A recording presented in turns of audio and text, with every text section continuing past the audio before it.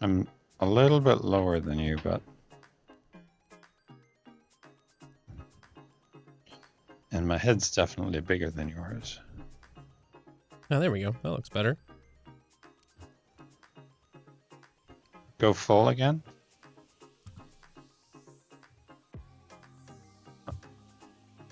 It's hard to tell because this side of the screen is all white. Oh, yeah, right. And I keep trying to move my mouse from one computer to another. I know that should work, but not on this box. Okay.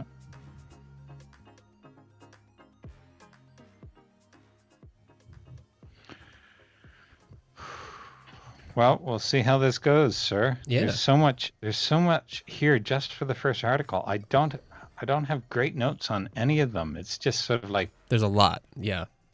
there's so much of it. Okay. Well, we can have hit the highlights. Let's see. All right, episode 319.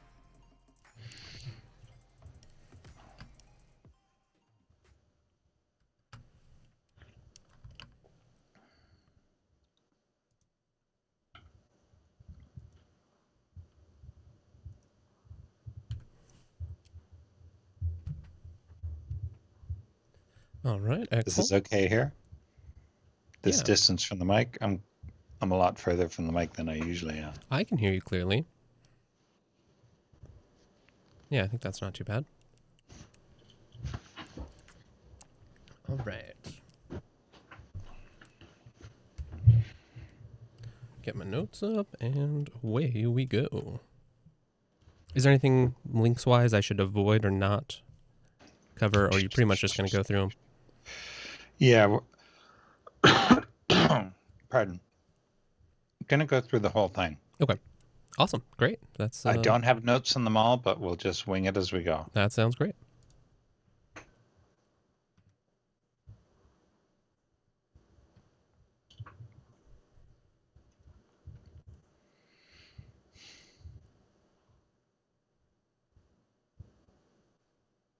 Welcome to TechSnap, Jupiter Broadcasting's weekly systems, network, and administration podcast. This episode was streamed live on May 16th, 2017, and is brought to you by our three fine sponsors, DigitalOcean, Ting, and IX Systems.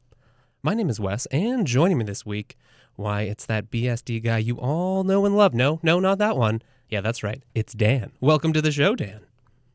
What do you mean, no, not that one? Well, not Alan June. There's like 1,000, and there's several more, but you're the one. Okay. You're my favorite. I think you're this audience's current favorite.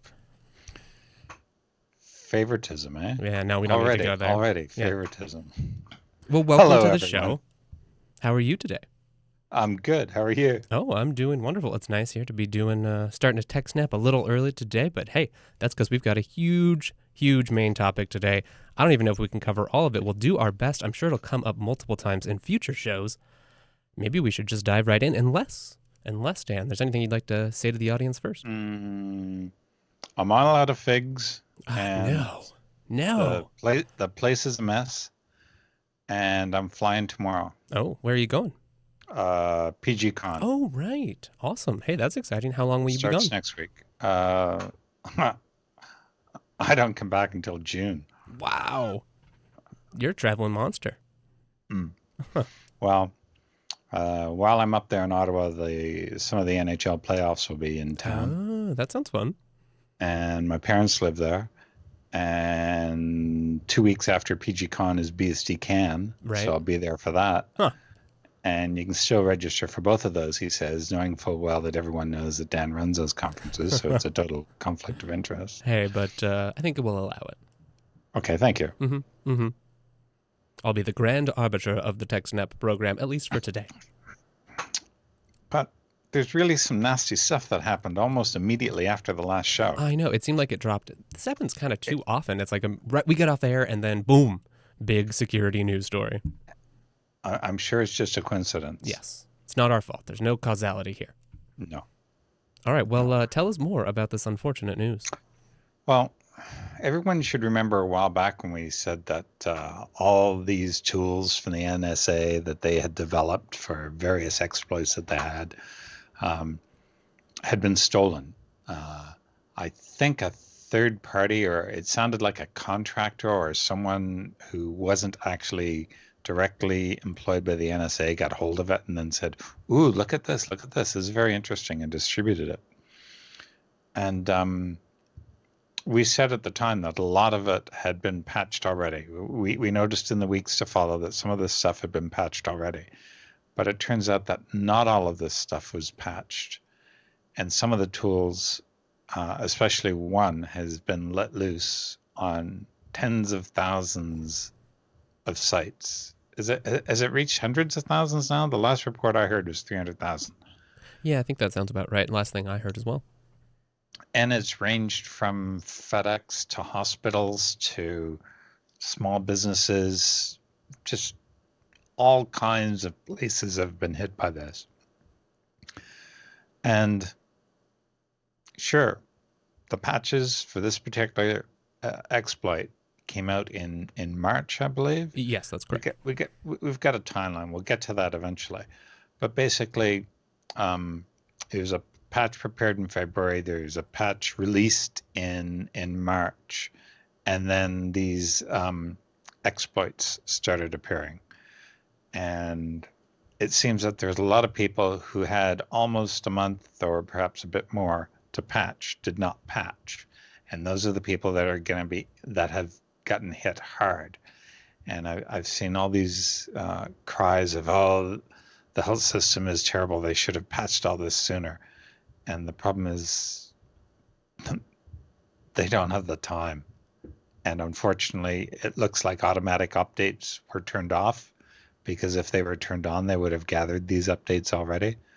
There have been people in the past that have said, hey, listen, turn off automated updates because it's really inconvenient, because, you go to shut down your laptop and it says, hey, listen, I've got these updates. Let's apply these updates now. And we'll cover that as well. One of the things that's called for by one of the articles we'll look at now is that Microsoft has to make patching easier for the user. And there's some merit in that. But the trouble is that the onus winds up being on the end user, and it's not everyone winds up doing that. So let's start by looking at the first article, please, which is hackers hit dozens of countries exploiting stolen NSA tool. And it starts off by talking about all the hospitals which have been basically hit by this, that really started on Friday. This really blew up on Friday. Now, this article is dated May the 12th, which is just 4 days ago. And there is cyber attacks that hit dozens of countries worldwide. It forced Britain's health system to send patients away. It froze computers at Russia's interior ministry and wreaked havoc on tens of thousands of computers elsewhere. Now, that's as of that date, tens of thousands. It's now well over 300,000. So basically, it was they're describing it as a blackmail attack, a blackmail attempt, and we know it mostly as ransomware, where this virus gets on, the malware gets on, and it encrypts all your files and said, sorry, you can't have access to these files until you pay up. And just this morning, somewhere, I was watching a video where they were talking about how sophisticated these thieves have become. And make no doubt about it, these are thieves. They're stealing your system, they're locking it up and saying, hey, give us money. Yeah, right, exactly. They're taking away your right to access your files, use your networks, all of the resources you should control. Yep. Blackmailers. Yeah. They're saying, give us this or you won't get that. It's really despicable. So it turns out that these folks almost universally use Bitcoin for payment. And that's mostly because it's secure and probably because it's very difficult to trace, but it's not impossible. And it also makes it difficult. People can't, once they've transferred the Bitcoin, they can't get it back. No. Once you've made a Bitcoin payment, is there any way to get it back? Not I don't think not so. feasibly to someone who doesn't control the blockchain or similar. Mhm. Now, not only is it difficult to get it back, it is not an easy thing for people to do. It's not an easy thing just to send Bitcoin to someone because most people have never heard of Bitcoin. You have to get an account. You have Right, to you have do to this. You start. have to There's do some that. things you definitely have to learn. Maybe it's a little bit easier these days, but still, right? It's like quite foreign. You're not even sure, like, where do you start to do this? How do I get my files? I can't do my job anymore. Guess what? The criminals know this. They have helplines. Well, I mean, you got to make it. You They, got to make it they, easy for people, they right? have very good customer service. They That's have the been known funniest part of this whole thing. to walk people through all this. It, I, I think it was a reporter on a radio broadcast that I heard today who had actually gone through this process of doing the Bitcoin and getting involved. Oh, interesting. It might have been an online help session or something like that. I'm sure it wasn't a phone call, Right, a friendly but chat bot that you can talk to. yeah, and they had he called it very good customer service about walking through how you do this. Um, and they also had customer service to help you decrypt after you had paid because a lot of people didn't know how to get Right. that done. And I hate to say it, but at least that's ethical. Yeah, I mean, I you're mean, sticking to your agreement rather than like, oh, well, sorry, no, those files are deleted now. yeah. Um, I guess they really want it to now, be credible, right? So that more people will pay, so that they can be, that you're willing to yep, pay because you believe that you yep, will get your files back. yep, yep. Um, some of the stuff people were paying were about $300. You don't want to make the value too big, or people aren't going to pay it all. So, oh God, I can't afford that. I'm not going to pay that. But if it's an amount that a business almost has as what did you used to call it? The it's like a little slush fund that you keep on hand for paying daily expenses. I forget what that was called when I worked somewhere. It's not really a slush fund. Petty Yeah, cash. there we go. That's That's it. the word I'm looking for. Thank you. Petty cash. Um, Now, further on in this first article that we're looking at, the connection to the NSA was particularly chilling. Starting last summer, a group calling itself the, quote, shadow brokers, unquote, began to post software tools that came from the United States government's stockpile of hacking weapons. So the attacks on Friday seemed to be the first time that this cyber weapon stolen from that place, which they mentioned was funded by American taxpayers and stolen by an adversary that had been unleashed by cyber criminals against patients, hospitals, businesses, governments, and ordinary citizens. And they said something similar happened with remnants of the Stuxnet worm that was used against Iran's nuclear program about 7 years ago. So elements of these tools appear frequently in other less ambitious attacks. Now, they point out that the U.S. has never confirmed that the tools posted by shadow brokers belong to the NSA or any other intelligence agencies, but former intelligence officials have said that the tools appeared to come from the NSA's Tailored Access Operations Unit, which infiltrates foreign computer networks.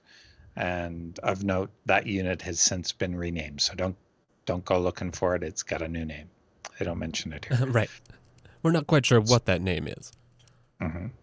So the attacks on Friday are likely to raise significant questions about whether the growing number of countries developing and stockpiling cyber weapons can avoid having those same tools purloined and turned against their own citizens.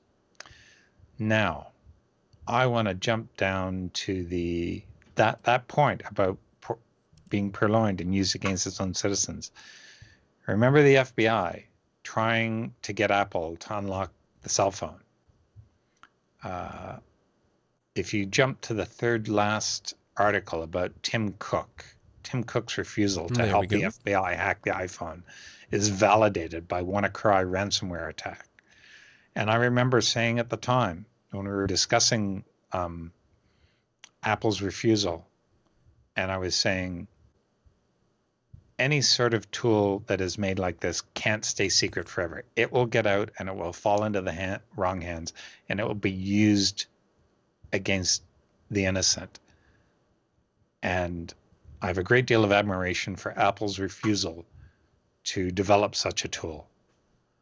But I also see recently that someone did develop such a tool, and wasn't it just near $1 million alleged that this third party created this tool for the FBI and allowed them to unlock that phone?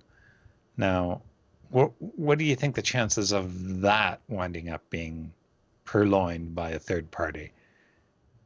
I have no doubt that'll eventually happen. Yeah, right. If it's already been used, people are aware of it, then it just seems inevitable at this point. Tools don't stay secret. No, especially if there's, they know if they're known to work, then there's going to be immediate value on them, and once money starts changing hands, that makes it hard to keep things closed up. Now,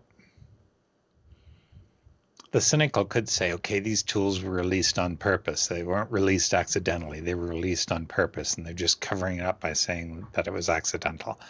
And I don't believe that. I think they actually lost control of these tools accidental, and there's been a lot of stink about it. Yeah, I think at this point I would agree with you, and it seems like a little too, it turns out to be kind of inconvenient, and I don't see enough reasons for them to have done it intentionally right now. No. But it's an interesting line of thinking, that's for sure. The whole thing, I mean, we've kind of been talking about this. This has been brought up really ever since like the Snowden documents first started coming out about like what is going on here and what additional risk should we really be associated with the activities of this agency that's trying to do so much. My observation is that this attack has had more press, more mainstream media press coverage than any previous attack anywhere. Yeah, and I think that's definitely the case. Even maybe more so, I mean, not to say that this attack hasn't caused damages, but it seems like almost more so than it's even been a problem for end users or people. There's been more media coverage about it. I don't know if that is because of the NSA connection or just the timing and maybe like, the initial link to hospitals and other important social services. Yes. But it has been quite covered. Now, if you let's have a look at the second link that we have here on the show notes. And this is a timeline of what happened. So in January, the shadow brokers leaked the list of stolen NSA exploits. I remember we covered that. Yes, we did. In February, Microsoft prepares an SMP patch for XP. Now, this is Alan was mentioning something about this earlier today. He said that they figured that out from the timestamps in the patches that got released later. So they know it was prepared then.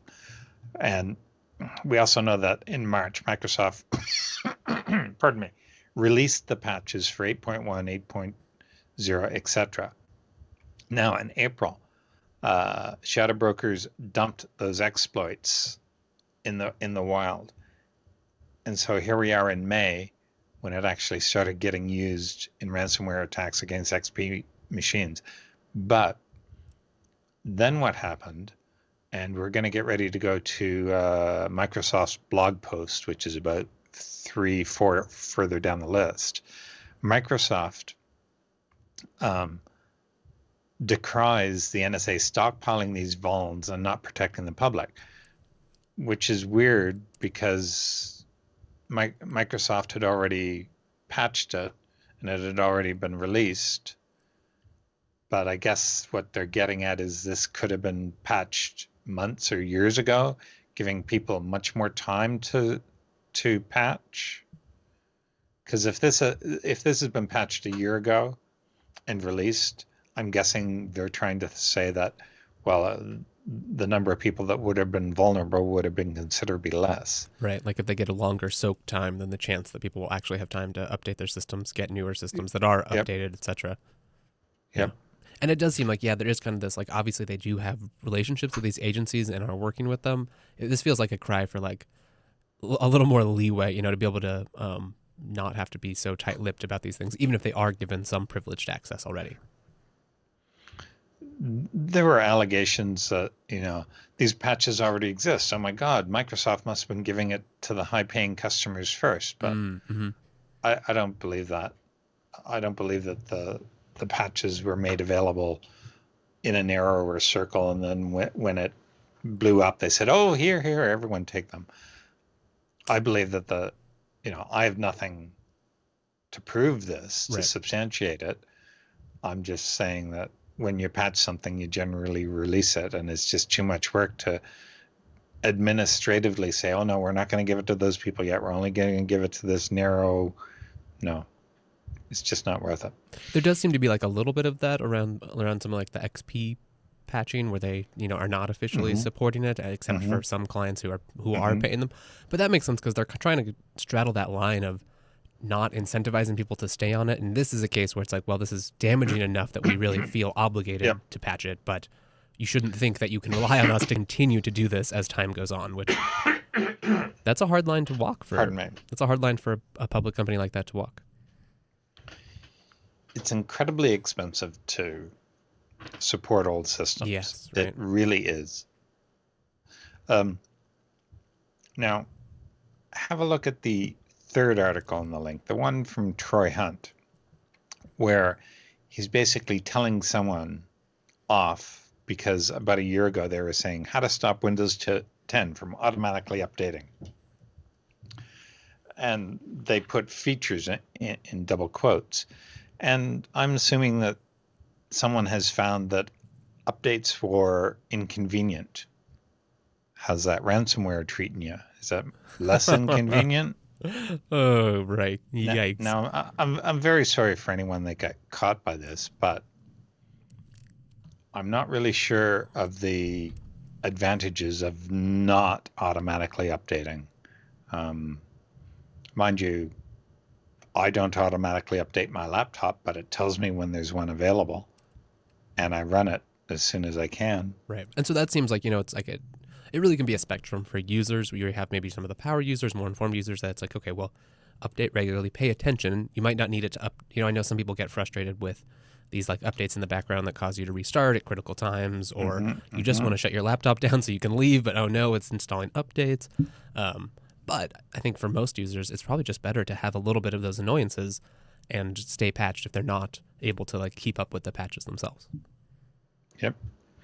Now, Troy Hunt here admits sometimes updates will annoy you. This is about a quarter of the way down, eighth of the way down. Sometimes updates will annoy you. I've had Windows Update make me lose unsaved work. I've had it sitting there pending while waiting to rush out the door. I've had it install drivers that caused me all manner of problems. I've had it change features so that they work differently and left me confused.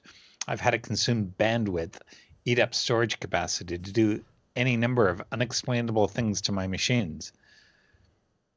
But those of us who have felt Windows Update inflicted pain will all agree on this. Microsoft needs to make Windows Update better. And yeah, I agree with that. I'm sure that the auto update when it first came out was a magnificent achievement. But as people get more sophisticated, they expect more. And they're going to want something that'll say, okay, update that tonight while I'm doing something else. Right. I think those are very popular. Obviously, that could be a little harder for like laptops and things. Mm-hmm. But I think also like what you're saying is there is, they do need to be seamless. You can really get in a bad situation where people have problems with updates or it breaks their systems that they need, and then they get wary of applying updates and then fall off the wagon and stop doing it. And that's exactly back to the situation we don't want. Now, granted, I think that Microsoft has a much rougher time with these updates, much more difficult problem to solve than, say, Apple does. Right. Because Apple knows the hardware much more intimately. It's just a smaller universe that they're playing in there.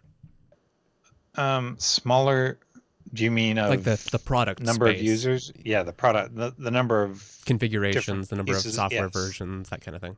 That's still huge, but at least it's a well-defined set of hardware issues. Whereas Microsoft, it's just huge, the wide variety of stuff. I know that I have applications that I developed for Windows 95 that still install under Windows 10 and run. And that's impressive, that a binary that I built more than 17 years ago still runs. I'm sure it's more than 17 years ago. I can't actually verify that, but yeah, they really do take that backwards compatibility seriously. It's some race timing software that I bought. If anyone wants to go and look it up, look up the racing system, racingsystem.com. See if you can install it on later versions of Windows. I'm sure it still runs. Yeah, I dare you to display that website on the. It has that HTML has not been updated since pre 2000. I'm sure. Wait, what was that URL again? Racingsystem.com. Yeah, the software is called The Racing System because I couldn't think of anything else to call it. That's the one. Nice. And yeah, that is a web ring. I'm sure that doesn't work anymore. Ah, that's too bad. I was going to go explore that web ring. I'm sure it doesn't exist. Too bad. Well, anyway, that's an interesting bit of history. I wrote this software when the Kennett brothers in Wellington, New Zealand were still running the Karapoti Classic, which is an endurance, well, not an endurance, but it is endured by hundreds of people every year. And it's through the Akaterra Hills. And I hope my memory's right. Someone's going to correct me. But it's beautiful country.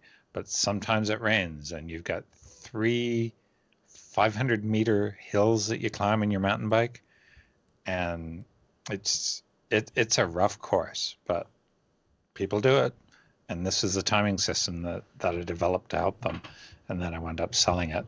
That's awesome. They always got it for free. I really should reduce the price on it now down to about $20 or $30 because I'm not worried about price anymore. Right. Anyway, back to this.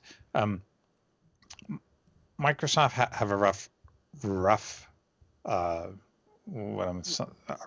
trail to walk. What is it? Something to walk. They're very conscious about getting the software updates going, but they do have to improve this, and I'm sure there will be a call to improve this over the next little while. Now, I want to go over what Krebs on Security said about this. One of the things that they said was the UK hospitals were hit wide, and they said that at least 16 hospitals in the UK are being forced to divert emergency patients. And that's a big deal. Right, that's a real harm we're talking about here. Yeah. Not just inconvenience. I mean, you're not just, oh no, I can't do my work. You're endangering people's health. And they just go on about this. And it was the server message block service, which Windows computers rely upon to share files and printers across the local network. We know this is Samba, right? SMB is Samba. That's right. Now, remind me later to talk about what Alan received. Alan Jude received an email from the Canadian government or a branch of the Canadian government say, oh, by the way, you're running a publicly available Samba server, and we just wanted to let you know. We're not telling you have to take any action, but we're just letting you know that this is out there. A friendly FYI from your Canadian government. Yeah. I like that. They actually run this on purpose. They use it for provisioning servers, and I'm sure it can't be abused like they fear it can, but it is publicly available. So now, at the end of this article, you can see an update dated May 13th, 9:33 a.m. Microsoft today took the unusual step of releasing security updates to fix the Samba flaw in unsupported versions of Windows, including Windows XP, Windows 8, and Windows Server 2000. Then they have a link for the post for more details. Now, I had the same article open twice, and I'm sure that I wanted a different one open. So UK hospitals, oh no, we've already covered that one. Now, there is another link in the show notes for on Krebs on Security talking about the unusual step that Microsoft took. So you can have a look in there and read more about that. They have a map showing where this spread was. Interestingly enough, most of it was in Eastern Europe, from what I can see here. It is just looks like huge collection over there. Interesting. Why is that? Why did that happen over there? Is it just that they didn't have the patches, or they had? Right. Maybe they're running more, unpatched older systems. Mm-hmm. Now, go to the next Krebs on Security post where they talk about basically they'd earned $26,000 so far. How do they find out how much money has gone there? Well, all Bitcoin transactions are tracked, and last week, yeah, it must have been last week, I went to a website which literally shows the Bitcoin transactions going through. So my understanding here is that Bitcoin transactions are public in that the transactions occur publicly, but you do not know the individuals associated with that transaction. Right. It all has to do with the Bitcoin protocol and it being public information about this particular transaction occurred, which affects everyone else. As miners validate blocks, those get added to the blockchain, and then that is, publicly accessible data structure basically that anyone can look at. Yes, but then they use, a lot of services like washers and other things to try to increase the anonymity of, hey, this is this hash that this came from. Can you actually follow where that is? And while technically, usually it is possible to do that, you have to have the resources, the time, and the data to actually be able to follow that backtrack. And that can be very difficult and in practice, usually not able to be done by, an average person. Now, is it part and parcel of the Bitcoin design that having this information public prevents someone from selling the same Bitcoins twice? I mean, I believe that's part of that guarantee, right? So that you're all working from the same canonical source. Yeah. Someone's going to correct us. You watch. Yeah, that'll come up. Absolutely. That'll come up this week, which is fine. Now, we've already covered what Tim Cook said. Now, the second last article that I wanted people to be aware of is the technical analysis of the ransomware that happened over there. And this is fascinating. I didn't have time to go all the way through it, but I started scanning through it and looking at individual details. And it's very interesting what came out of this technical analysis. And you heard that a lot of this cyber attack was stopped by registering a domain name. And there's a lot of speculation. Oh, well, you could just register the domain name and stop it. So if you did that, you must be the bad guy, because otherwise who else would know what that was? Well, it's not that difficult, because people obtained the malware, put it in a sandbox, and observed what it was doing. And one of the things it was doing was making queries on a domain name website, or making queries about a domain. And they found out that when they registered that domain, a lot of the activity stopped.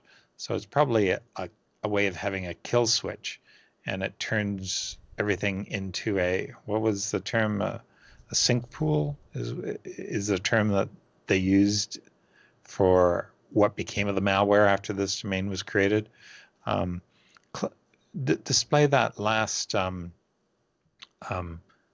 link, please. The one about how to accidentally stop a global cyber attack. There we are. Now, the DNS queries here, they can see the volume, which shows the campaign started around 8 a.m. So somehow they store all these DNS queries that come along. So Friday at about 8 a.m. UTC, the domain name queries for the domain in question sort of peaked. And then you can see later on that it dropped off to almost nothing. Yeah, look at that. And what's really cool, do you see this map down there? I think you can run that and you can see where all the queries are coming from. It is just... Oh yeah, look at that. Basically That's really what he fun. did. So he said about making sure the sinkhole servers were stable and getting the expected data from the domain we'd registered. At this point, we still didn't know much about the domain, just that for anyone infected with this malware would connect to the domain we now own, allowing us to track the spread of the infection. Sorting out the sinkholes took longer than expected due to a very large botnet we had sinkholed the previous week, eating up all the bandwidth.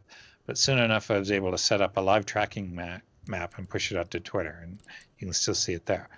So just below this, you can actually see the code where they're actually checking for the domain and seeing whether or not it exists. This I found very fascinating. And one of the top comments is, the media are dead wrong calling you an accidental hero. You are a professional, and this was great work. Well done. This saved a lot of people, I think. And then Monday morning, what's today? Tuesday? Monday morning, they were also concerned that people would be coming into the office, turning on the hardware Right. and powering it up, and it would all start up again. Now, I heard very few reports concerning that Monday morning. Did you hear anything? No, I haven't Uh, heard anything of like a resurgence. If anything, I think I've heard, people saying that there's been less impact than they expected as this has developed. yep. So let's say Friday, Saturday, Sunday, Monday. So basically over those 3 days, Mm-hmm. 300,000 computers got hit by it. And now hopefully it's dead. But if all it is a domain, I did hear that new variants were being Yes. released using other domain Yeah, name there's been kill other domain switches. names. I think there was one that Yeah. didn't have a kill switch, but it didn't actually encrypt things. Like it wasn't a properly working variant. So clearly there's some mutation out there. Now, there was talk of North Korea recently, Yeah. but the only link there was code that was found, which was previously attributed to North Korea. That doesn't mean it was North Korea. They're just stating that we've seen this Right. code, There's some parts of the code of correlations this here. malware. Yes. So yeah, all this stuff became public. So it's been out there before. People, anyone could pick it up and Mm-hmm. reuse it. It is still very difficult to figure out who did this. Yeah, definitely. You just see little signs here and there about who it might be.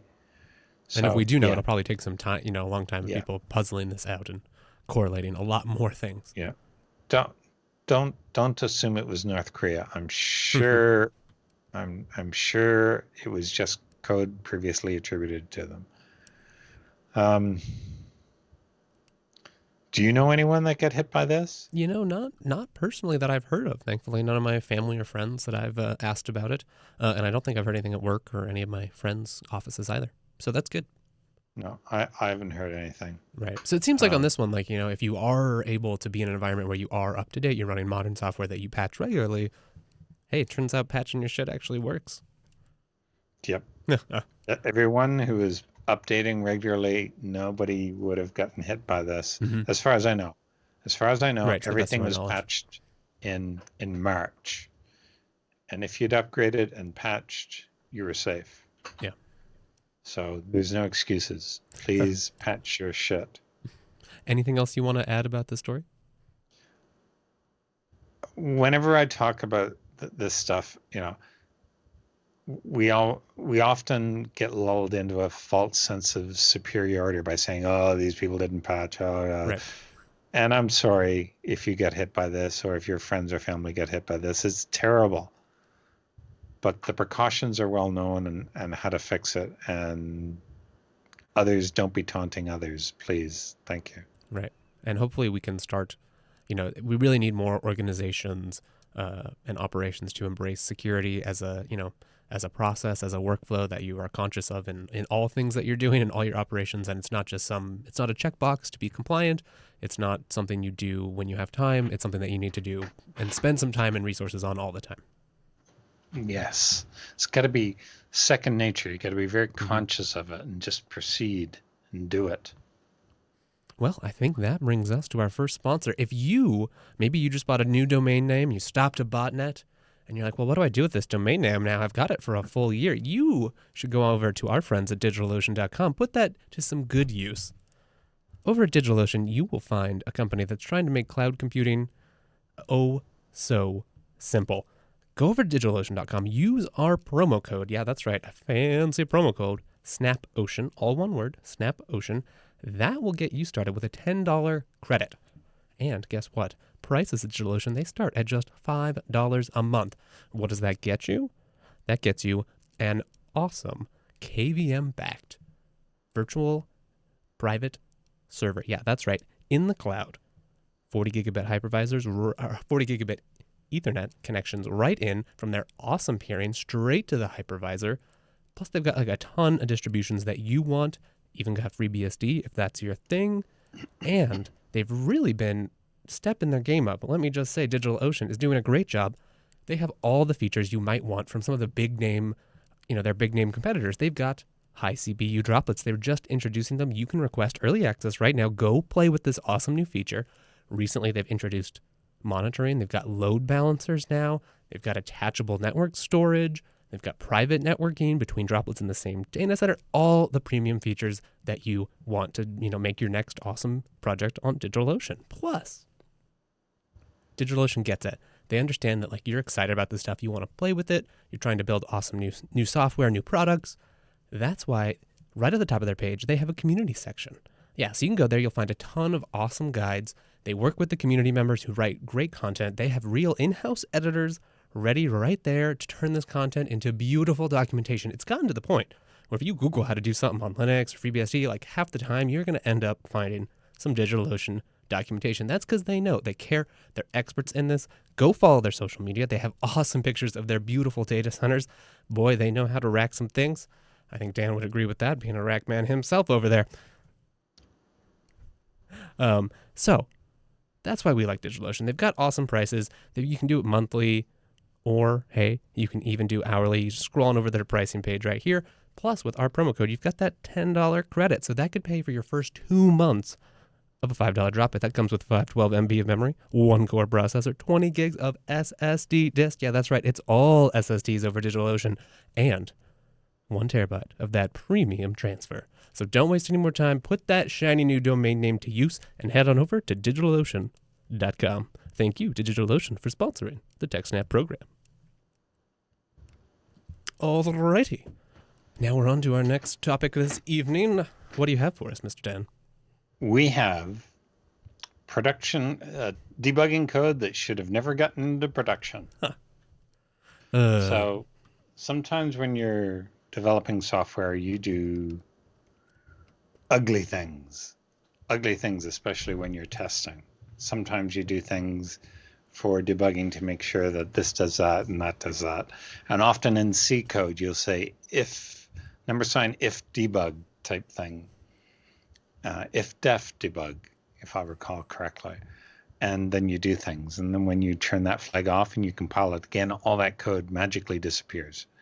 And it appears they forgot to include something in an if debug because there is a keylogger found in the audio driver of HP laptops. Oh, no. Not all HP laptops, but about 26 models, I think it was. We'll get to that. 28 laptop models. So let me read this because getting it right is important. The audio driver installed on some HP laptops includes a feature that could best be described as a keylogger, which records all the user's keystrokes and saves the information to a local file accessible to anyone or any third-party software or malware that knows where to look. I don't like how this sounds. No.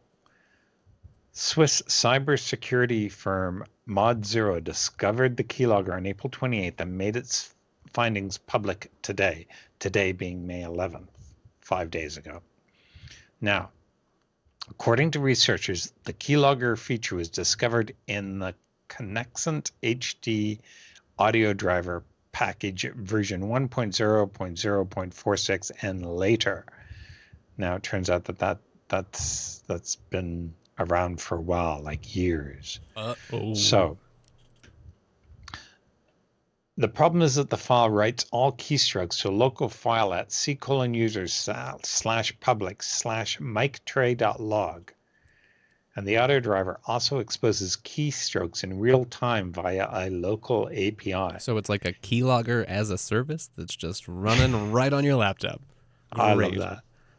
So if that file doesn't exist, or a registry key containing the file's path does not exist or was corrupted, the audio driver will pass all keystrokes to a local API, literally an API, not exaggerating, named the Output Debug String API.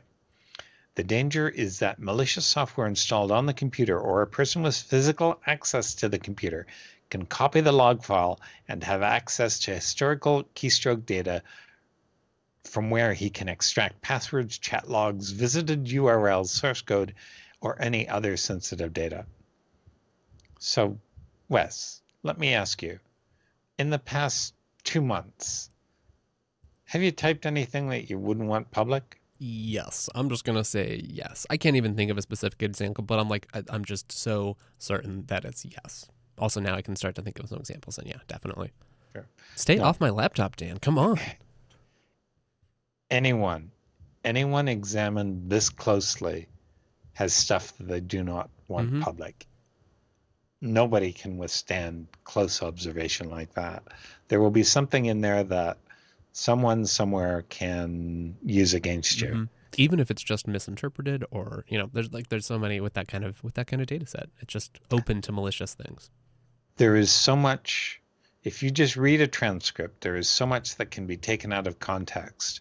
Even jokes among friends definitely just sound horrible when they're written down. Absolutely atrocious. But if you had audio and video of what actually happened, it's real context. Completely benign. It's completely benign. So, back to the facts. Mod0 researchers said they found they found this audio driver pre-installed on 28 HP model laptops. How they found all those 28, I don't know. So other hardware that uses this driver may also be affected, but investigators haven't officially confirmed that the issue affects other manufacturers. So this audio driver has versions for the following operating systems, all the way from Windows 7 up to Windows 10, and 32-bit and 64-bit versions. So at the time, HP did not respond for comment, but later on we'll see a comment in the next article. And then they go through, here's how to check for and remove the keylogger, and there's 4 steps.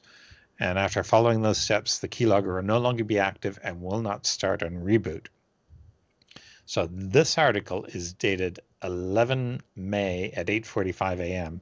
and they added a note at 11:45 on May 12th saying that HP has released a driver update to solve this issue.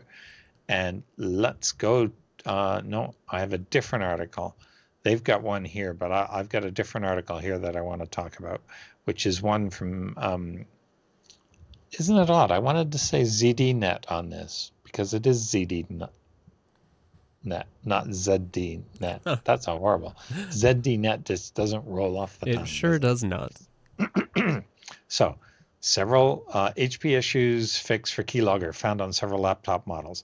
So I want to roll down here. So HP has since rolled out patches to remove the keylogger, which will also delete the key file containing the keystrokes. And earlier on, I read somewhere that every time you log in, that file is removed. So it doesn't have stuff stored from day one. That's nice. It's only since you logged in. And in this post I'm about to read, you'll find out details of allegedly why they did this. So HP Vice President Mike Nash said on a call after hours on Thursday that a fix is available on Windows Update and HP.com for newer 2016 and later affected models, with 2015 models receiving patches Friday. He added that the keylogger type feature was mistakenly added to the driver's production code and was never meant to be rolled out to end user devices. Where was the code review on that? Yeah, I want to know. Kidding. Is someone running to get blame and being like, hey now, what happened here? I hope so. So the pre-installed audio driver installs the driver in the Windows System folder, which is scheduled to start every time the user logs in. Mod0 describes the application as a crude way to check to see if a hotkey was pressed by monitoring, quote, all keystrokes made by the user to capture and react to functions such as microphone mute, unmute keys, or hotkeys, unquote. The application then logs each keystroke into an unencrypted log file in the user's home directory. The log file is overwritten every time the user logs in. So I'm going to say, let's say that this was never known by third parties. It was totally benign. It was totally unknown, and no one was able to get to it. Now, let's say from now on, there will be an exploit created to read this file. All they're going to get is anything that you've typed during this last session. But if you're a good little HP user and you've installed Windows Update, then you should no longer be vulnerable to this, and no one's going to get hold of it. But I'm sure someone will, and someone's bank account information is going to be stolen. Oh God, from here. That's terrible to think about.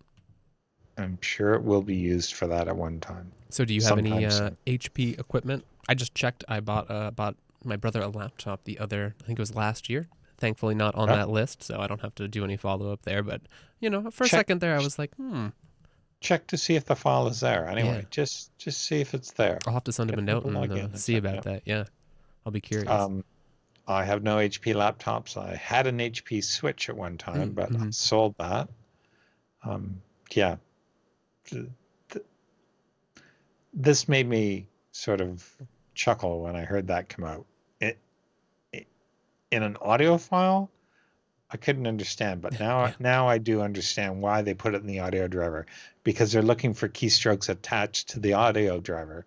Remember the mute, unmute, sound, volume stuff? So that's kind of makes sense. That's a reasonable explanation, and it corresponds, it makes sense. It checks out. But still, the sad part is that it got in there. That it happened at all, yeah. And people wonder why we want our drivers, open source and hopefully upstream in a kernel somewhere. Yes. Because someone would see this file name and wonder, what is that? Yeah, exactly. It looks like it could be filled with magical secrets. And hey, it turns out it is. It is. Very magical. Yikes. All right. Well, anything else to add on this one? No. HP, they got told, they fixed it, they released. Awesome. There you go. A happy story. Here's another happy story for your wallet. That's right. It's our friends over at Ting. Go on over to techsnap.ting.com. There you will find a smarter way to do mobile. Just click this little button right on their homepage. What would you save? That will take you over to their awesome pricing page. This is where they break it down. This is what makes Ting different from just about any other carrier you've probably worked with. What is it about them? With Ting, you pay for what you use. Yeah, say that with me. You pay for what you use.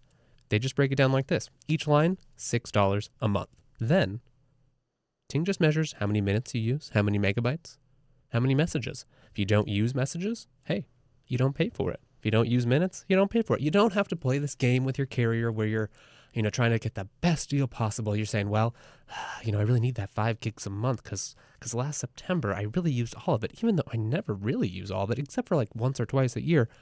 I don't want to pay those overage charges. No, that's a game that Ting does not want to play.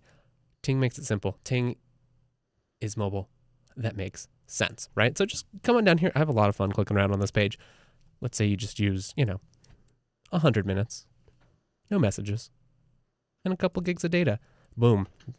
First bill, $29 a month. Sure, maybe there's like some taxes and fees. Ting can't do anything about that. That's up to your state and locality. But Ting can make your bill super simple. And they have awesome apps, right? So you get the Ting app. You can do everything there. You can on their website. They have an awesome dashboard. Ting tries to make it super simple. You don't have to spend hours on hold. Even if you do need, you want to talk to a person, you call Ting up. Customer service is their specialty. They don't have to worry about, building new towers, laying lines. They resell here. So their value add really is about making sure that you have the simplest, best, most transparent mobile experience. It's totally different than any carrier you've used before. And if you go to techsnap.ting.com, they'll give you a $25 service credit. Yeah, that's right. You saw there. That will probably pay for the better part of your first month's bill. Maybe even, hey, if you're around Wi-Fi, it might just be the whole darn thing. So really, I don't think you can afford to, you can't afford to miss out on Ting. Even if you can't switch, can't switch your whole family just yet or yourself, Ting makes a great, it's a backup phone. You just want a phone for when you're out camping. You don't want to bring your main phone. Or let's say you just want a backup data connection in case your main ISP, maybe they're a little flaked out on you. Ting is perfect for that too, because at $6 a month, it's very easy to just have a couple lines on there. You're not paying very much and you only pay for what you use. So you can bring your own phone. It comes with all the regular features. There's no early termination fees. There's no extra charges for tethering. It really is mobile that makes sense. So try it today. Head on over to techsnap.ting.com. And thank you to Ting for sponsoring the TechSnap program. Yay, Ting. Woo! Exactly. All right, well, that wraps up our main segment for the day. Stay tuned, and we'll be right back with the feedback. Yay. All righty. Yes, exactly. Water. And then we'll be right back, wonderful audience.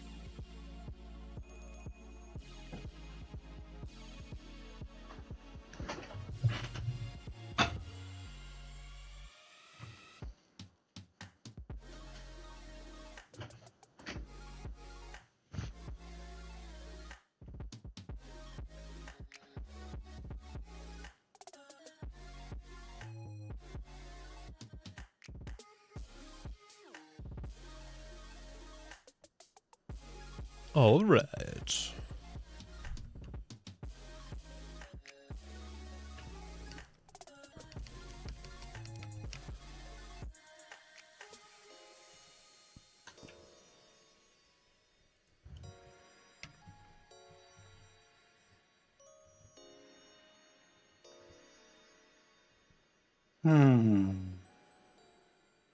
It's making me sleepy. I know, right? Time for a TechSnap nap. I wish. That'd be nice. But no, we've got too much cool stuff to talk about. Let's see here. Oh, yeah, interesting. There are no titles up for this. I wonder why. I thought I started the show. No titles?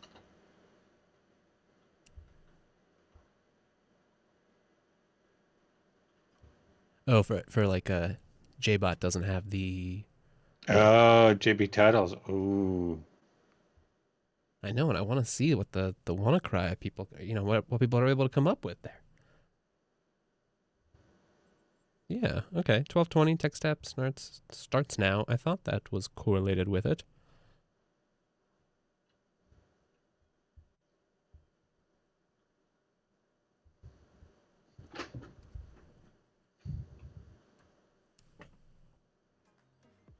All right, let me just look at that.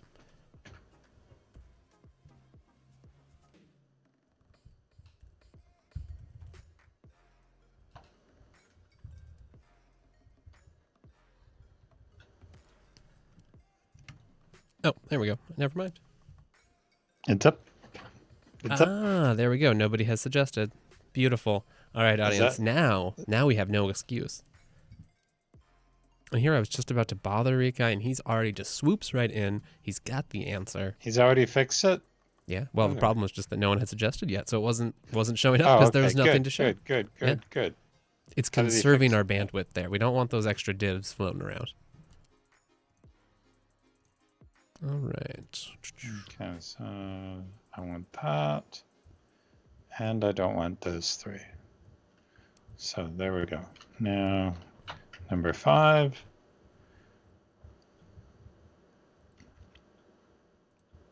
Anything I should know about this feedback segment? No. You remember last week we talked about these, and Yeah, totally. Beautiful. Hmm.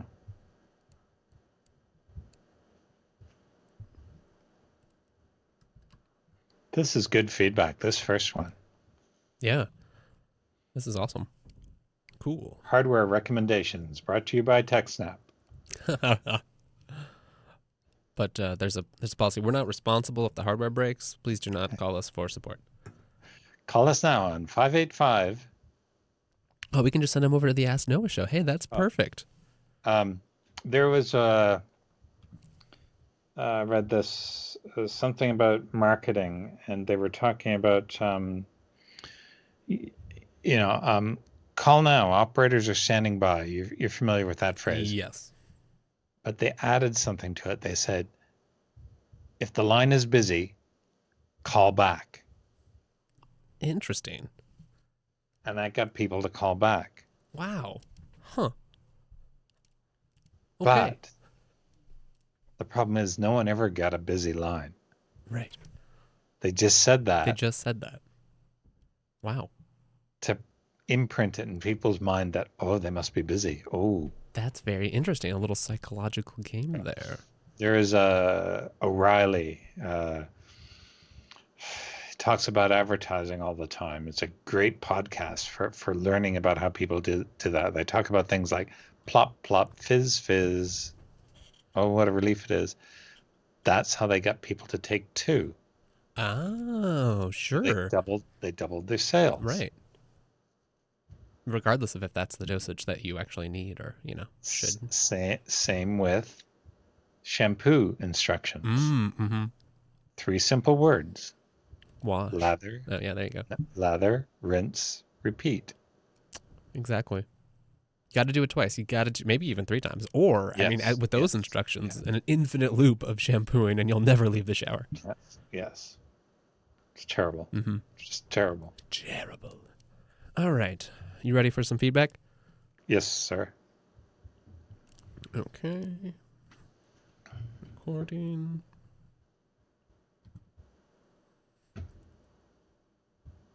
And that brings us to the feedback segment of this show, the time in the show where we take some time to empty out our mailbag and hear from you, our wonderful readers and listeners. Readers, I don't know. You read the show notes maybe? Anyway, you're here and that's what counts. Up first, we've got something from MJ. There we go. Hi, Wes and Dan. First of all... Hi, MJ. Hello, MJ. First of all, I love the show. Oh, well, thank you. I've been a listener for about a year, and I think you're doing a brilliant job and have really made the show your own since taking over from Chris and Alan. Aw, thank you. We appreciate that very much. In episode 318, there was a question about managed switches. One bargain model that's fully featured and can be had for a song on eBay is the HP Office Connect 1910, aka 3COM 2924/2948, depending on the number of ports. It's gigabit, web, and CLI managed. Ooh, that last part's important, including over SSH. Does layer 3 light, i.e. static, but no dynamic routing. Still receives firmware updates from HP, also important, and has a lifetime guarantee. It's also fairly quiet, and I believe quieter fans can be installed if required. Search on eBay for HP JE000 or 009A, the 48-port model, and you can find examples for $75. Buy it now, much less if you hunt around. It's a great buy and my Gig E home managed switch of choice these days.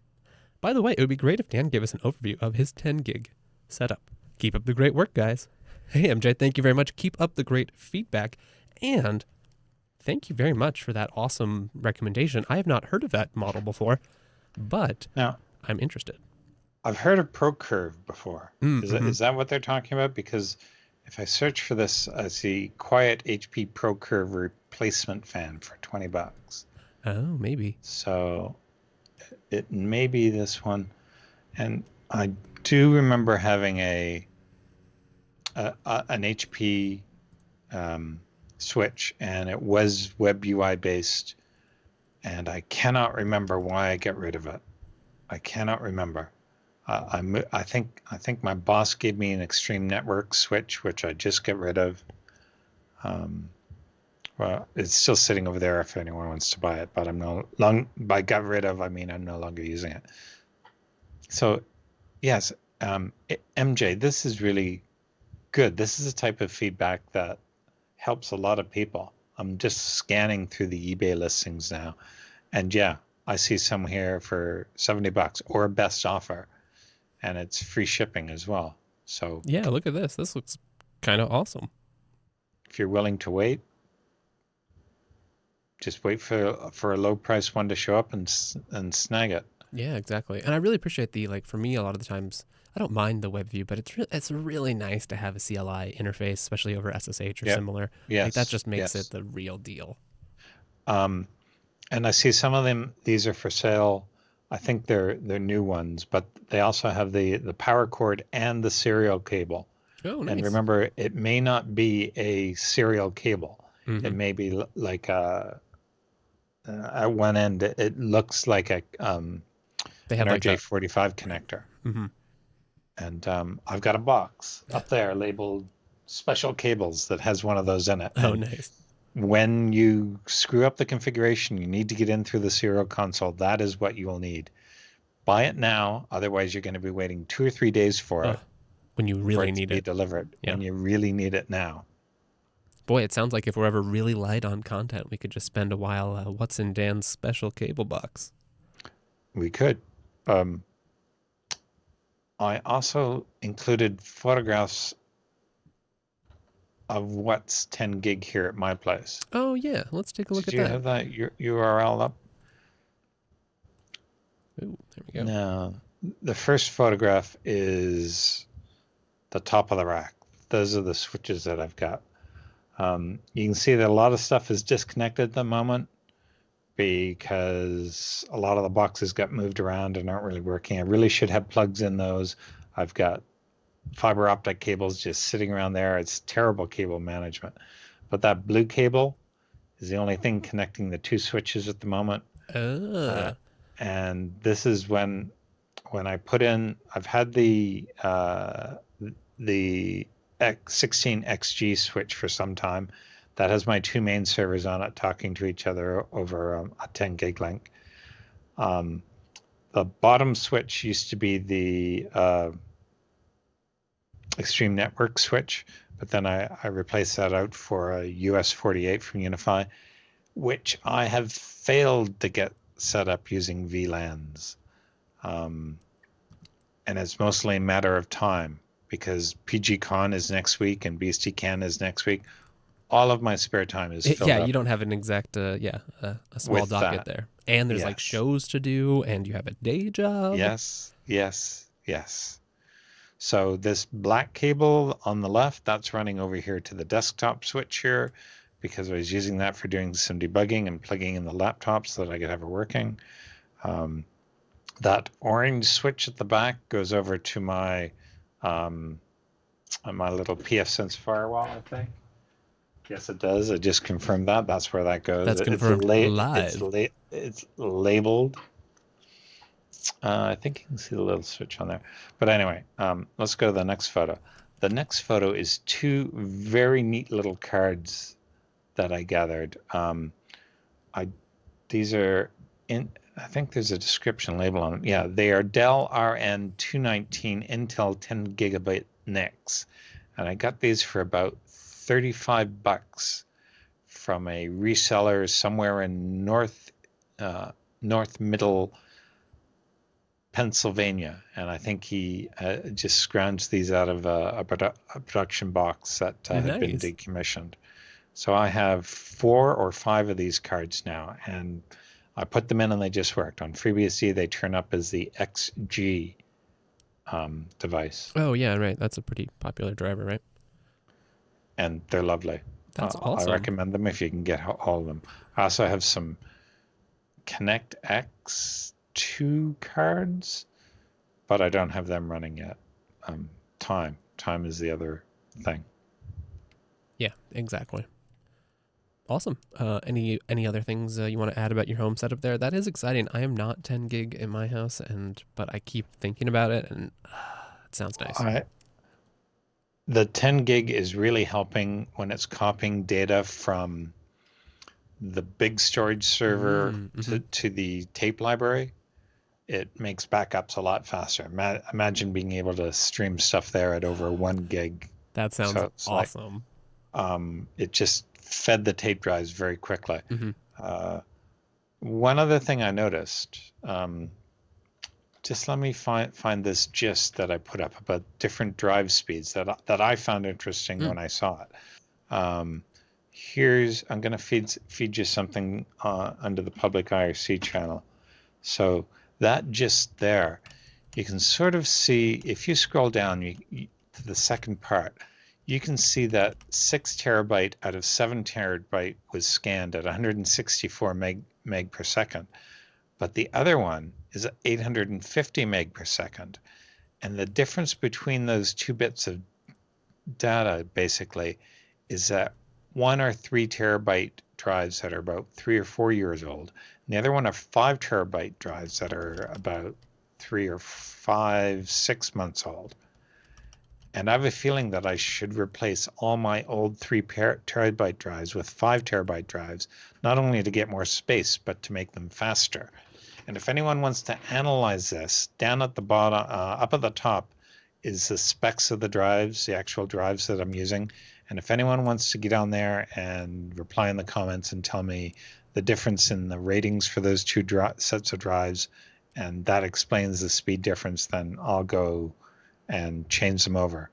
And that'll be an interesting ZFS talk. Yeah. Because what you do is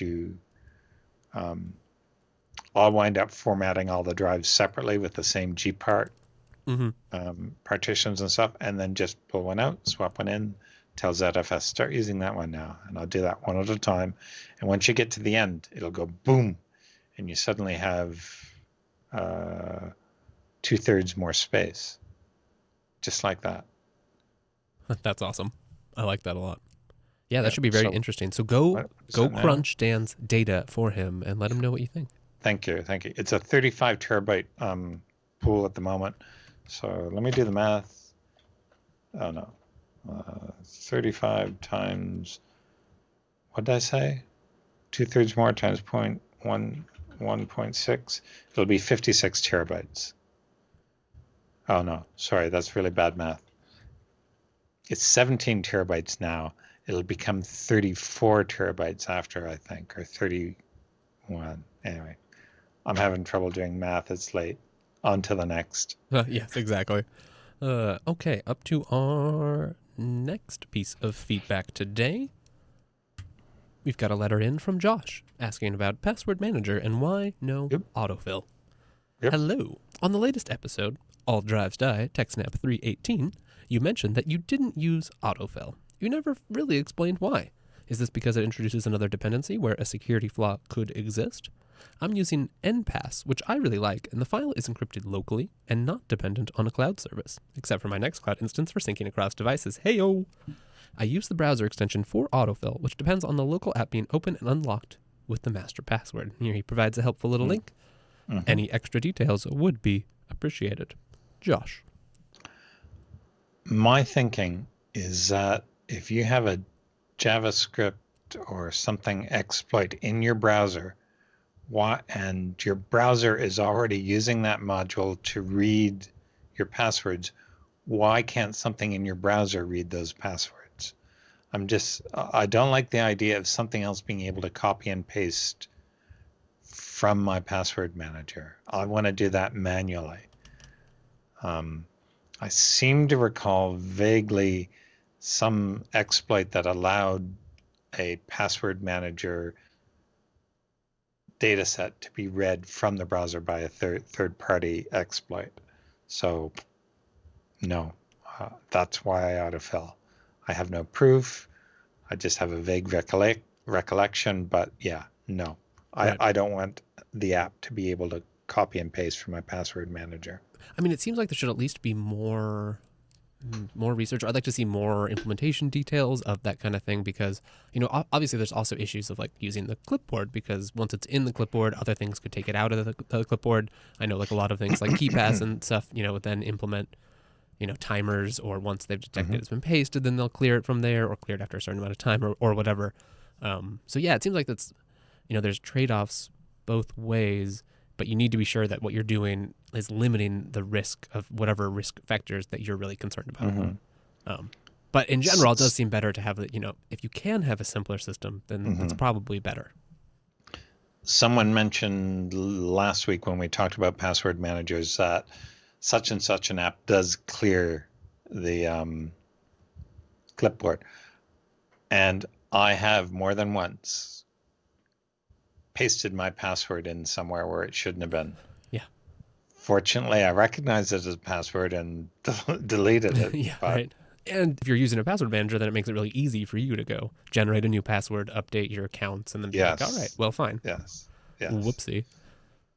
Yeah, totally. And it is just that one account, too. Mm-hmm. Right, exactly. That's another benefit of using a password manager at all. So it seems like to me like, you should, if you're going to use autofill, you should be aware of what methods it uses. I know on Android, you probably should be. Like, it's better to use like the keyboard style input where you have a keyboard that you can get through rather than having it be on the system clipboard.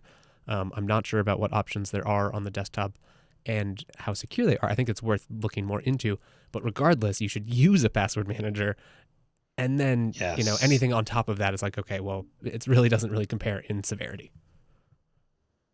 Definitely. Everyone should start using a password manager if you have more than 2 passwords. Mm-hmm. Use a different password on everything. Yeah, that makes it a lot easier when there are security breaches. Now, I do admit that for a long, long time, I used the same password or a similar password in different places. But a few years ago, it just ballooned the number of passwords I had. I think it was about the time that I started working at the current job, when I had so many servers that I was now connecting to and so many different passwords. I just could not keep them in my head anymore. So I think that's like another benefit that people maybe don't talk about. You don't have to always necessarily be completely religious with your password manager use. It may just allow you to then, maybe you still do need a couple passwords that you use a little bit more or daily, but that lets you make sure those are really secure because you can just focus on remembering those and not like your 16 other passwords that you have to remember. And just don't make it your master password. Yeah, there are only 2 or 3, maybe 4 or 5 passwords that are not in my password manager. I do use my password manager many times a day because there's 3 or 4 times a day that I have to log into this one service at work and I copy paste the details from there. I don't know most of my passwords. I know, it's a funny feeling when you first do that. Someone asked, should you rotate your master password? Last week, didn't we find that the NIST suggestion was password rotation didn't make sense? That's true, although I wonder if that's somewhat in the context of like administering for large user bases. Yeah. It seems like it. Yeah, I mean, it really depends on your threat vector, right? And if you have reason to believe, it certainly doesn't seem like in that case if it's easy enough for you to remember, and you're like, I know, like for my master password, I try to generate a long random thing that I then, rather than making it easy for me to remember, I just like go through the effort because it is my like one master password of actually remembering it. So if you can do that, it seems like okay, well, if you're willing to go relearn a new one, probably won't hurt you to have key rotation. But maybe it's not, if you're also not using that for anything else, then the reasons to do it are a lot less. Yes. It's an interesting, I'm not going to try. I'd love to read more about that. Anything else you want to add for this feedback item? No. It's just one of those things. Sometimes you have a hunch about why something should be done and you can't really back it up with proof. And you just know that it's not ideal to do it this way. And I'm sorry I don't always have pure facts and statistics to back up everything I say. Sorry. Right. Hey, sometimes it's just a matter of opinion. Well, this has been our feedback segment today. If you'd like to also send in some feedback to us, which we would love. We had some great ones today. We'd love to have more next week, or really anytime in the future. Go on over to jupiterbroadcasting.com/contact. There you will find the contact form. You can also find both of us on Twitter or go to techsnap.reddit.com. Coming up, we've got the roundup. But before we do, It's time for a word from our final sponsor this evening. That's right, it's our friends over at ixsystems.com. If you've been drilling, we've been talking about hardware, 10 gigabit E NICs. We've been talking about awesome switches for the home use. So you're probably thinking, ooh, I really need some new hardware in my life. My friends, there's only one place you need to go. That's ixsystems.com/TechSnap. There you will find the definitive guide for buying hardware for open source. And backing that, you will find a hardware provider like none you've ever seen before. They're ready, standing by with super talented sales engineers, standing by the phones, ready to take your call. They're excited to talk to you about your unique problem space. What problems are you trying to solve? What are your needs? They want to be your willing partner here to make sure that you get the custom server solution that your business, project, or what else absolutely needs. They've got the latest and greatest Intel processors. They've got awesome relationships with their upstream partners, and they've got a staff that's done this before. Go to ixsystems.com/TechSnap.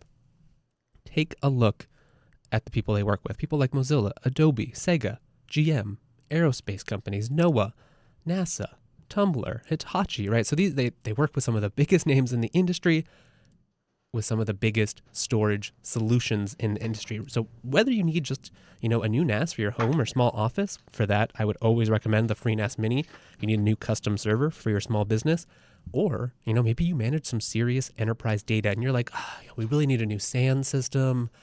What should we go with? Yeah, there's some big names in those spaces that you could check out. But if you are frustrated with the support that you've been getting, if you've been frustrated with the price, if you were frustrated with this opaque sales process and way too many model numbers and just, you having to do the work to figure out, well, is this going to be the right component? Is this going to fit? Is this going to provide the IOPS I need?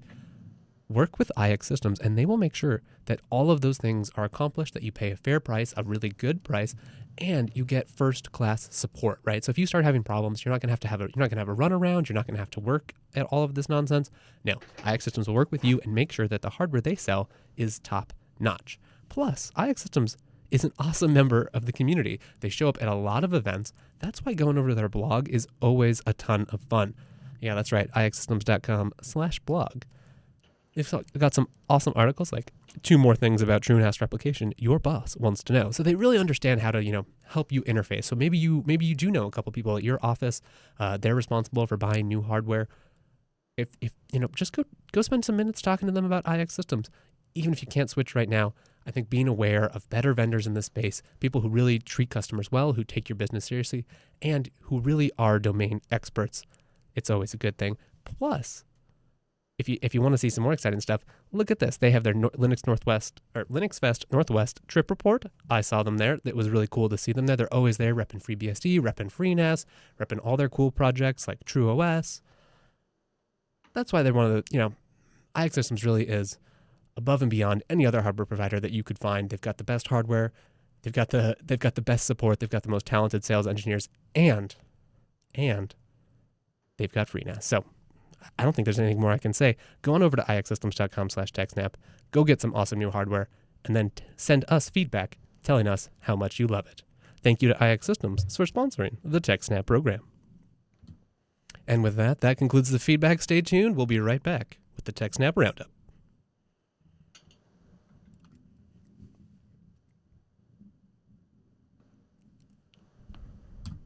Ooh, looks like you got something over there, Mr. Dan. This is my new toy. It arrived on Saturday. Ooh, what is it? I forgot about this. This is a LTE 4G Wi-Fi hotspot. Oh, cool. Look at that. How much on the Sprint network. How much did that cost you? $100. Nice. Okay. That seems reasonable. And then it is unlimited bandwidth. They say they cap it at 30 gig, but they have to do that for legal reasons. When you hit that 30 gig mark, nothing happens. That's 30 gig a month. Oh, wow. Okay. So, and you were just able to pick this up and just use it on the Sprint network? Yes. Wow. It auto activates. That's awesome. Actually, that sounds pretty nice. You can have up to 10 devices connected to it at once. That's a lot of data. You can run a guest network and a private network, so you can have 2 passwords on it, Wow. And it looks like 2 it's small enough too SSIDs. that Well, it's not a whole big thing to lug around. compare it to an iPhone 6. Oh yeah, look at that. Wow. Handy dandy. So a little bit thicker, but hey, that's okay. Yeah. It's no bigger than a Um, wallet. I mean, smaller even. I think the weight is roughly the same. Yeah. Okay. Now, it is also tax deductible Is that right? because it was something that Sprint had to set up when they got free bandwidth. When they bought some spectrum, they had to start giving it away. And they do that through the Calix organization, which Calix Institute, which I just posted in the channel a little while ago. So this is going to be my new friend for working remotely when I'm working remotely. Awesome. Yeah, I'm definitely gonna have to think about something like that. I've considered like laptops that have the built-in LTE for SIM card holders, but that seems like really the next best thing. So basically, the first year is $500. Okay. The next year is $400, and that works out to be about $33 a month for unlimited bandwidth. Wow, that's pretty reasonable. How did you hear about this little guy? A guy at work posted it. Nice. Awesome. He's got one. He's got one too. Yeah, I like it. Awesome. Anyway, Shall we do the roundup? yes, shall we?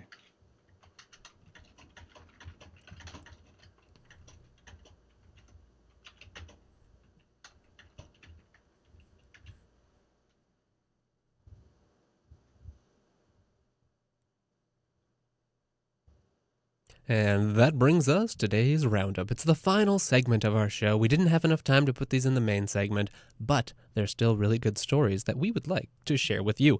So, Mr. Dan, what have you scrounged up from the internet today? Well, one was Fastmail's blog post, which for me is not loading right now. Well, I've got it over here. Okay, good. And I think that's because I've got the URL mucked up. Just a second. So why Fastmail? Why am I interested in Fastmail? Because friends of mine a while back, I was questioning, who do you use for your mail if you're not self-hosting? And I just wanted to see. And someone mentioned Fastmail, and someone mentioned that they've been using Fastmail for over 10 years. And they are an Australian company that has servers in lots of different places. And in this case, they were moving some servers from NYI's Manhattan data center to the one over in Jersey. And I know that one of my servers made a very similar move, I think, from Manhattan to New Jersey. So just going through this, some of the great little photographs, you learn a little bit about their infrastructure. And basically they had several dry runs of where they just turned a bunch of machines off to see if it could handle the load and whatnot. And I'm also interested in this because I do have a Fastmail account, but it's not actually hosting all my mail at the moment. I did a dry run of loading all the data, and it came up just fine. Nice. But NYI also provide infrastructure to the FreeBSD project, and I think I have 3 servers hosted there. They have very good, remote hands and very good technical staff. That's really important. If you're relying on them, you're not there, or you're not anywhere near there. They can be the difference between services being up or down sometimes. Yeah. I don't want to drive up to New Jersey to reboot my server. Yeah, right. Exactly. No one does. No. Oh, that's adorable. Yeah, Fastmail seems like an interesting company. I have not used them, but I know some other people. I think Noah used them for a while, and I remember they've done some stuff. Like they had an open source project called JMap, I think, which was like a modern mail protocol implementation. Yeah. Maybe we'll have to feature that in another round. Like a successor to IMAP. Yeah, I think so. I don't know if it's gone I've anywhere. heard about that. That sounds very familiar. Oh yeah, jmap.io. I think that might be it. Anyway, it's something like that. I'll have to look it up more. It intends to primarily replace IMAP plus SMTP. That sounds good. And it already,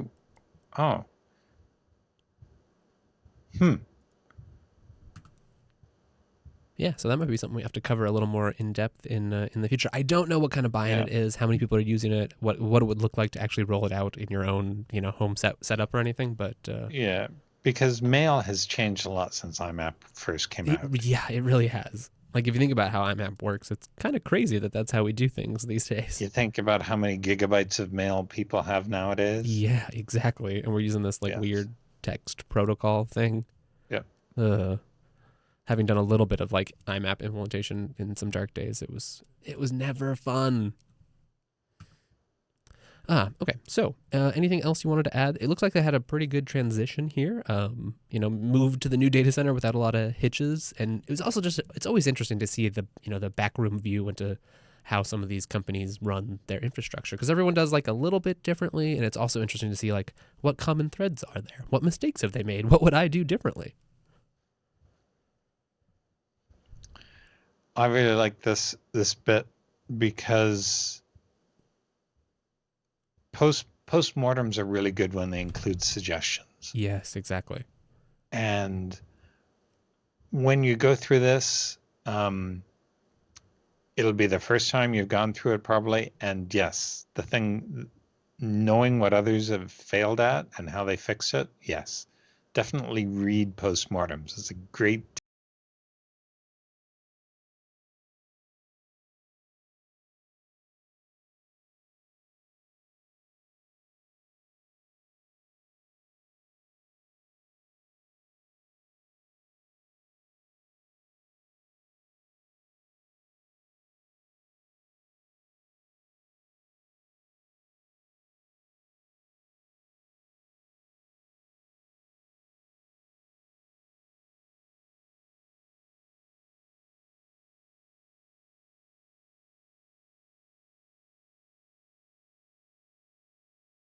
BSD Now many times. He's been a lot of other shows. He is entertaining, and this is the first time I've actually seen what he looked like. And he's not the person I thought he was. I had this other person in mind, and I realize now I totally got it wrong as to who Brian Cantrell was. But I started watching this morning and did not finish. But yes, I recommend watching this. Yep. Because basically what happens in the first 3 minutes, they shut down the head node of the data center, not just the wrong server, but they shut down the data center. That's crazy. I can imagine that would cause a few problems. Yeah, that sounds like a Sev 1 right there. Oh no. Yeah, Yeah. Cantrell is a fascinating guy. He's obviously very smart. He's done a lot of really good work and been on a lot of influential projects. You may not agree with everything he says, but boy, does that man have opinions, and he's a very good speaker. He's just, exciting to watch. So I'm always down for more Cantrell content. Very entertaining. Yeah. All right. Well, I think that does it for this bonus extreme super duper episode of TechSnap. Anything you'd like to add for the audience here? No, Awesome. not right now. Thank Awesome. you. Well, if you're watching us live, we'll be back to film a second episode later today. And make sure you stay tuned for the Linux Unplugged program, which is just about to start. Otherwise, this has been episode 319 of the TechSnap program, broadcast live on May 16th, 2017. If you'd like to hear more of us, go over to jupiterbroadcasting.com. You can find the archives there. You can find the contact page, the calendar, which lets you know when we're here live and when you can join us on the IRC chat room. Hey, that's there too. Plus, you can watch live broadcasts, go to the archive, find previous shows, go check out new shows like the Linux Action News, which just had their first episode, and it's great. We also have techsnap.reddit.com, and we're both on Twitter. I'm at Wes Payne. He is at techsnap_Dan. Hey, we'll see you next week, and thank you for joining us. Bye, everyone. Bye. Alrighty then. Looks like we are done. Architect. Okay, I will talk with some of the network people about that request. And now let's go vote so we can let Dan get out of here, and we can do a Linux Unplugged, and then Dan can come back, and we'll do another TechSnap. Yes. What time do you guys usually start? Now-ish, whenever. Okay.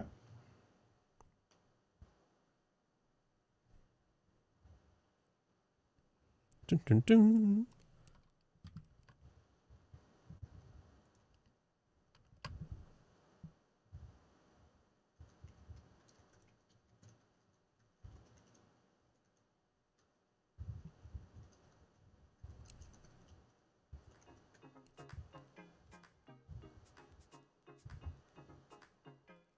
All right, let's go to jbtitles.com, everybody, and go get your vote on.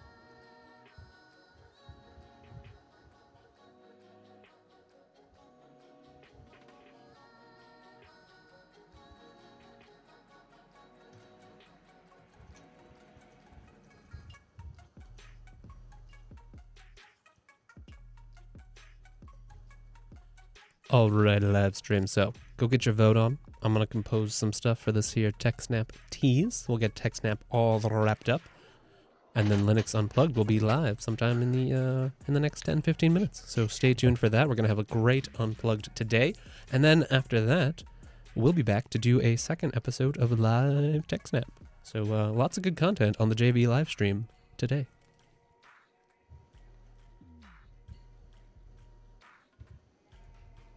So, Mr. Dan, I know I already added this. I just want to make sure my dates are right. When are we going to do another double? Oh,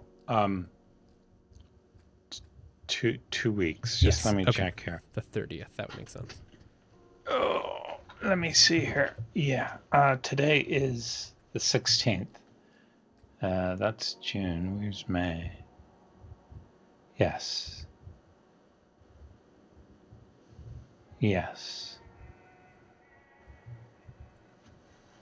Awesome. Okay. Yeah. So no live TechSnap next week. That's what the double today is for. So that will be pre-recorded. Mm-hmm. But that's all right. So, of everyone in the audience today, who has never previously seen a live run of TechSnap? Because we never do it at this time. We That's did true. the first show at about this time, but we don't usually.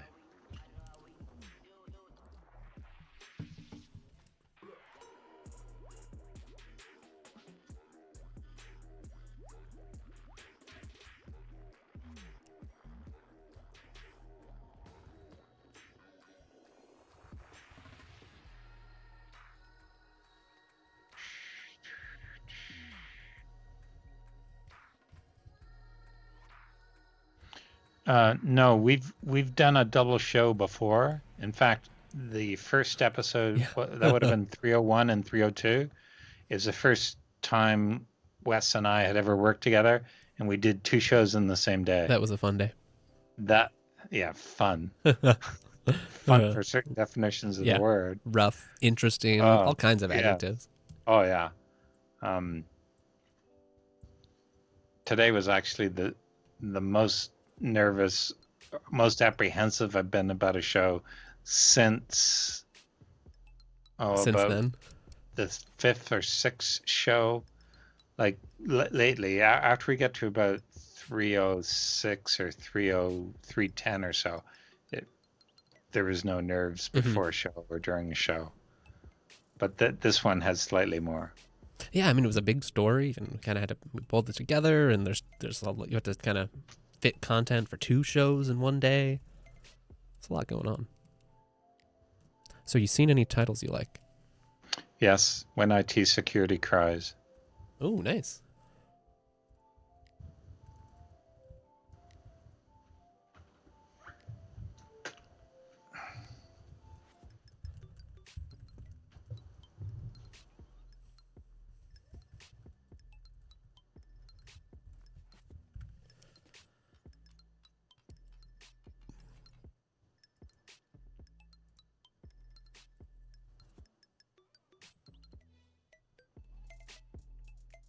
Well, that's it then. Okay. I think then that means WWNSX has the title today. Thank you everyone for playing the JBud title game. It sure helps us out a lot.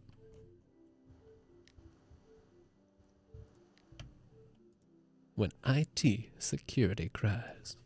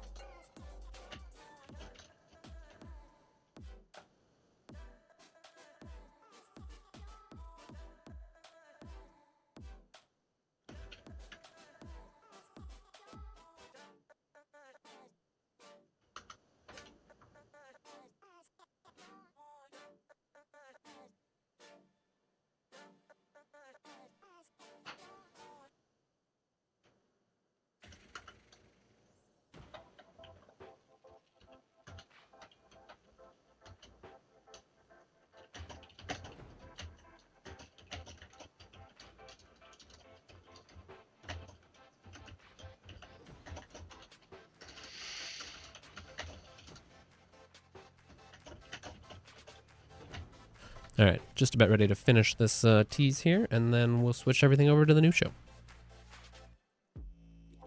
Okay.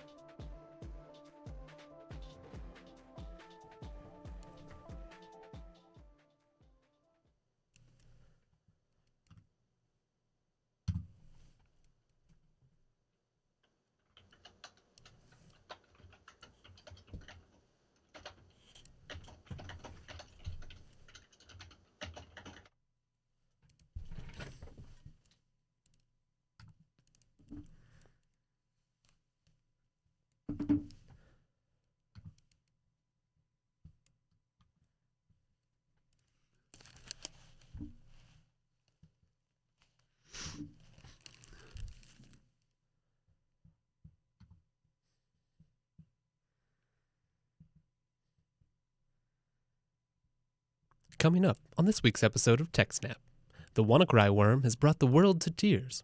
We've got the latest details, fallout, conspiracy theories, and some tissues. Plus, the story of a keylogger that may be hiding in your audio driver, and some awesome hardware recommendations from our audience, your wonderful feedback, and a hard-hitting roundup.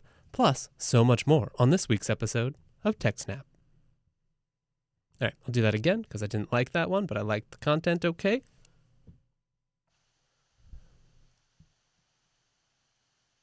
I like the tissues. Good. Excellent.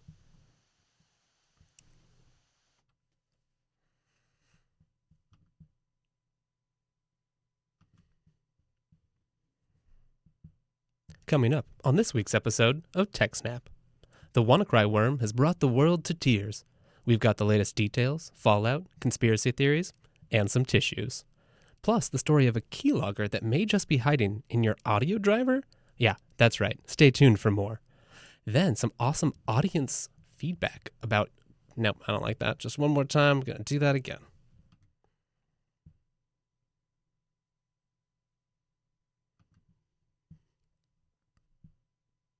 Coming up on this week's episode of TechSnap, the WannaCry worm has brought the world to tears. We've got the latest details, fallout, conspiracy theories, and some tissues. Plus, the story of a keylogger that may be hiding in your audio driver. We've got the details to find out if you're infected. Plus, we've got some awesome feedback from our audience, some hardware recommendations, and a hard-hitting roundup. Stay tuned for more on this week's episode of TechSnap. That work for you? That was better. All right. I'll do it one more time just because I might as well. And then I'll get things switched over.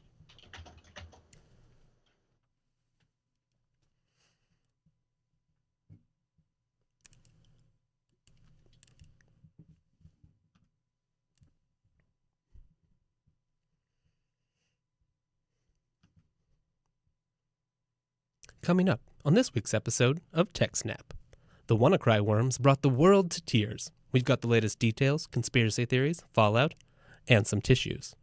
Then the story of a keylogger that may be hiding in your audio driver. We've got the details and some information to find out if you're infected. Then it's some great feedback from the audience, a hard-hitting roundup, and so much more on this week's episode of TechSnap.